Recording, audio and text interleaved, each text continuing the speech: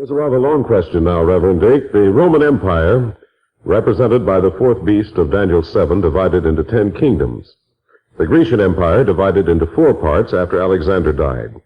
Why not allow the prophecy to fulfill as it takes place? Rome divided into 10 kingdoms years ago, and in the days of these kings shall the God of heaven set up his kingdom. The Lord could come now, could he not? The Lord could not possibly come at his second advent to set up a kingdom. That is impossible if you're referring to the coming of Jesus Christ in the days of these kings. And since you say these kings are already in the past, well, that gives the Lord the opportunity, the freedom to fulfill prophecy and come now. It is true that certain parts of these prophecies were consecutive in order. But here, in connection with the 10 kings, they were not to be until the very last of the last days. In fact, the 10 kings were to be in the days of Christ's second coming. And there is wherein you are wrong, saying the 10 kings are in the past. They are not in the past. Let me give you scripture to prove it. In Revelation 17:12, we read the 10 kings, our horns on the beast are 10 kings, which have received no kingdom as yet, but received power as kings 1 hour with the beast. These shall have one mind, and shall give their power and strength unto the beast. In verse 14 of that chapter it said, these shall make war with the Lamb, but the Lamb shall overcome them.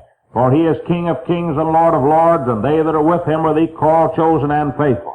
Now that proves that these 10 kings are 10 individual men reigning over 10 kingdoms that will be in existence in the day that Christ actually comes to this earth. Therefore, there couldn't be 10 kings of the past, as you suggest in this question. Prove further that they are in the future.